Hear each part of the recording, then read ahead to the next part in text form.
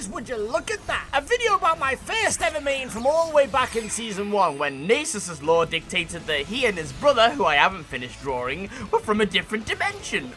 And something about a great library, I don't know. Welcome to the NASUS Champion Spotlight, and if any lawyers come asking, this is not Scooby-Doo. Wink. This episode is sponsored by the UKLC, so on behalf of me and my cursed creations, I'd like to give a huge thanks to you guys. Thank you so much. You can catch the UKLC live every Wednesday and Thursday at 6 PM UK time, where you can also catch me lurking in the chat blindly chanting for Fnatic regardless of whether they are playing or not. You can find a link to the UKLC in the description. Speaking of Shurima lore, okay, now it's some of my favorite in the whole universe. It's a real soap opera of events actually, and it made me think, there's not a single place in Runeterra currently that I think has bad lore. Am I wrong? Let me know in the comments. In the meantime, don't worry about NASUS, as this video runs through and I drop hilarious jokes found only here on youtube.com/Kiandymundi. NASUS is just gonna be farming in the background, that's fine.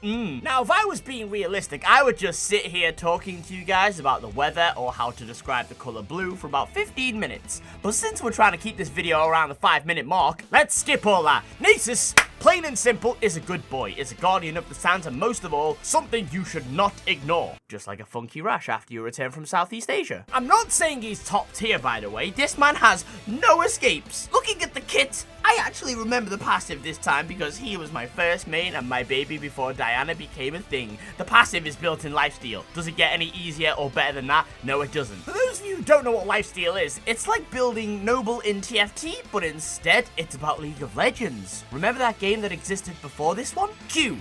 Bonk, bonk, bonk. Every time you last hit and kill something, you get stronger. The next time you bonk, bonk, bonk something, it'll be stronger again. And the time after that, it'll be stronger again. And the sky is the limit, okay? Which means if you leave this merry old chap to do his bonk, bonk business without ganking him and bothering him, he's gonna be an unstoppable force late game. Ganking is easy. This man has no dash. I keep calling him a man. This dog has no dash, no stealth, no stun. His W, on the other hand, okay, fair enough, it's one of the strongest slows in the game, but for chasing people down, of course, not for running away. If you are ganked by 2 people, you can't slow them both. If you are ganked, you can't run away. You shouldn't run away. It's better to just say, in for a penny, in for a pound. Just drop your E, which is cool, fun, magic, comedy fire, kind of like Morgana's, except if you build full AP, which you shouldn't, then this thing will burn you faster than Bran the Hedgehog.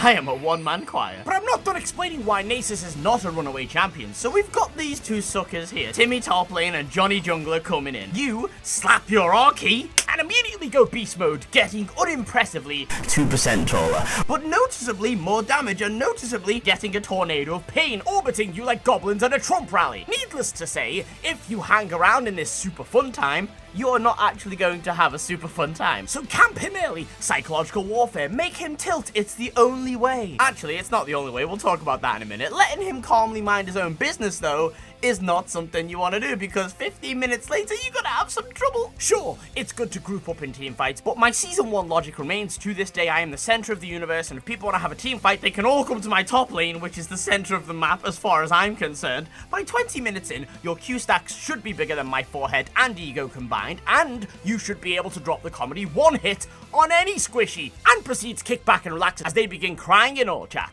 Why struggle through the effort of trying to defeat your opponent with years of training and skill when you can sow the seeds of chaos by tilting the enemy? And it's funnier, have you ever told the enemy that their nan eats mice and has a wooden eye? You should try it. Now yeah, okay, fair enough, NASUS does have a few counters like all of these, but you know what? Actually, yeah, that's quite a lot. You know, just stick to playing him AP on ARAM until they bring back dodge chance on Ninja Tabby. But what do we build? Key doggy, pupper doggy. Oh, stop.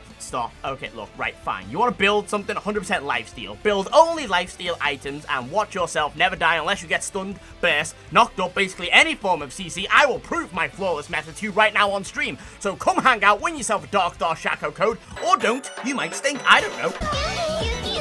Thank you, Patreons. Thank you, Twitch subscribers. I want to lick your foreheads.